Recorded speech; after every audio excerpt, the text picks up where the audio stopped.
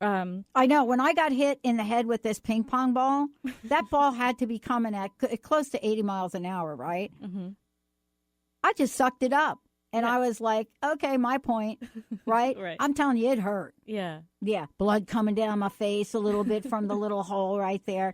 But, you're right about that. Mm-hmm. It's like, I'm not going to show anybody I'm hurt. I just used my shirt and I wiped it off and I kept going. Right. And I mean, obviously you were okay to continue playing, but, in some situations, somebody might have actually really had maybe a concussion or something and they really needed to stop play. I mean, that's like a simple example of living truthfully. But it gets more complicated, I think, when you're over time, right? Where maybe you've for a long time not been happy with the situation. Maybe it's a job you're at or a relationship you're in, and you find yourself going through the motions like a robot. You don't even really know who the people are around you anymore. And you spend so much time trying to keep this perception that you invented about yourself that after a while, the only way to keep the perception up is to live in this place of denial.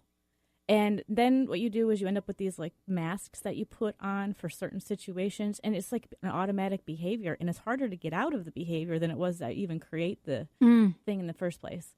So, that's what happens when you're not living truthfully, and it causes a struggle to feel satisfied in your life because you really don't know what to look for. You don't really know why you're doing what you're doing.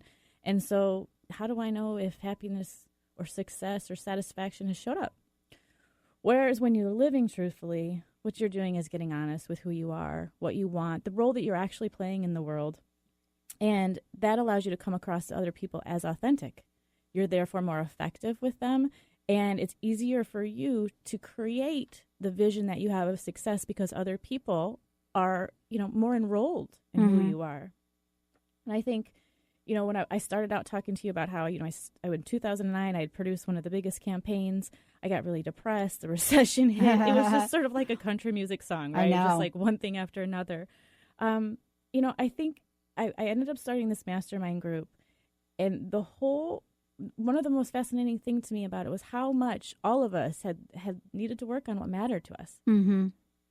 We need other people to help us see what matters to us. Yeah.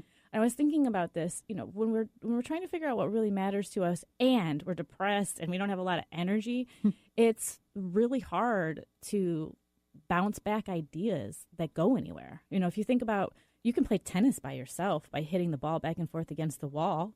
But if you don't have any energy to pick up the ball in the first place, then you're not going to get it's not going to be a very good partner. You know what I'm saying? So I think living truthfully is really about getting other people around you to get into these conversations that get to the root of what matters to you. And it's scary because being passionate is scary. You're going to have to deal with all these emotions that are messy. And not everybody's going to get on board. Yeah. Not everybody's going to get on board with your passion. Right. You know what I mean? If you think about it, there's this whole notion of not really, slipping your passion out before you're ready to handle the feedback on it either. That's another dimension to it. Mm-hmm. It's like you may be the happiest, you are the happiest kid on the block about what you're passionate about. And people are looking at you and saying, dude, you should get a real job. Well, that's true. And when things are hard for you and people say things like that, they hurt, it's like, especially when you're trying to get yourself back up after a loss. And you do have to be really careful with who you let in when you're in those places of like coming back, right? You do have to do that. But, part of living truthfully is about recognizing that it's not about playing nice. It's not about anybody else. It's about what is true for you. Mm-hmm. And, I notice that the more seriously you take yourself, the more seriously other people you are. So if you're having a hard time getting people to listen to you, like, take a look at yourself. Like, are you really being serious about who you are? Or are you just really downplaying what you're capable of? Yeah. Because if you're not taking yourself seriously, I'm not going to take you seriously, So I think that that's like the way that you have to think about living truthfully. You want people to respect you. Do you respect yourself and what you're meant to be doing here and what you're capable of? And when you do, you make decisions differently. You show up in the world differently. And you might be afraid. I'm not going to lie to you. Dealing with some of the stuff you have to deal with to get up in the world and say, hey, my name's Jenn Morgan. I empower people to be radically distinct. No kidding, right? Who the heck am I? Right. No, I know. So you've got to go through these things, these feelings, that all these doubts that you have that I have in my head that are in conflict with my heart, and like mend them like internally. And that's just all about me being honest with myself. And I couldn't have done that, without people like Dr. Pat and my coaches and different people in my life to just constantly reflect back what they see, which I can tell you is not at all what I always see. Right? No. Yeah. No. I mean, it is true having other people. I mean, I wasn't joking when I said that the guy that runs the place, the ping pong place here up in Everett, walked over to me and literally got behind me and took my hand and showed me, he said, this is what you're doing. Don't do this anymore. And I got to tell you, for the entire time he was watching me and would tell me, you're doing it again. You're doing it again. And he showed me one thing changed my entire stroke and my entire play. One thing. But, you said something interesting. If I'm not willing to get that feedback and listen to it, like, let's say I got a little attitude about it, I would continue to do the same old, right? And isn't that why people, seek you out to work with you? Because they want their brand and their message into the world to literally represent the fullness of their passion. Isn't that true, though?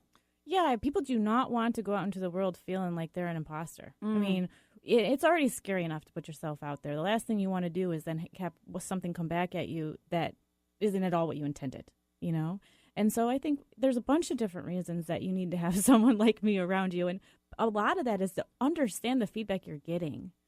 Oftentimes they'll share things with people who, have some ideas about marketing and some ideas about business. And then they'll just completely destroy something that was incredibly insightful. And we just haven't figured it all out yet, And so I think it's really important. You need to have the space for somebody to understand who you are, what you're capable of, and what your idea is. And then what we do is we're trying to figure out how to mix that in the right ingredients to get it to adapt into the world. And you can't say, there's nobody who can tell you what you can and cannot do. You're the only one who can do that because you have a certain expertise and a certain way of seeing the world. And I'm not going to be able to tell you what you can see, but I can help you find words for how you feel and what your expertise is. And from there, we can then go have a negotiation with people, potential buyers, potential mates, things like that. And then you got to sort through the information you get back. If you do it all by yourself, you're going to distort it based on your fears. And if you have somebody to talk to you about it, it might not be that I have the exact thing, but an objective perspective of what you're trying to figure out gives you the space to be able to think about one perspective versus another perspective and which one's right for you. And I know we're going to talk about this, and when we go through the RAD method, we're going to talk about it more. But we're each a choice.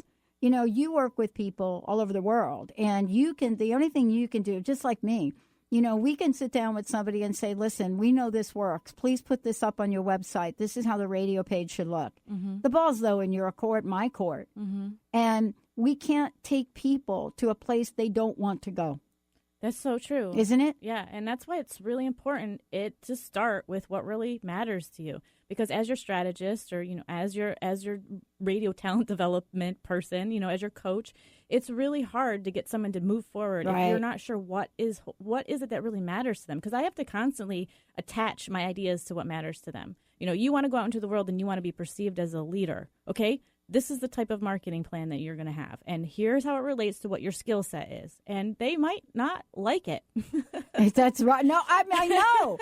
And they may not like it and they may not do it. And then, you got to have the chutzpah to be able to step away. Yeah. I mean, we do the stepping away thing all the time. And I'll tell you, you should be at some of our staff meetings because, inevitably you get this and I get this where people show up and say, I am not getting the results I wanted. What are you doing? And we're like, okay, could you just please make one simple change? And we guarantee things will change. Ultimately, they're going to do it or not. Yeah. But you help people stay in the place of wholeness and excellence, whatever the outcome. Yeah, I like to say that I help people raise their own bar. It's like you want to have something that you can hold as consistent, and I'll hold that consistent place for you, and then I'll help you get there. I'm not just going to create a bar that you can't achieve. We're just going to create a bar, a consistent thing that we can move towards, and we're going to try to get that, work in the details until we get you performing there. Details. That's another show we're going to do. Jenn, thank you for today. One last question. Personal message, please give out your website again. Thank you so much for today. Okay, so there's lots of benefits for showing up in the world passionately.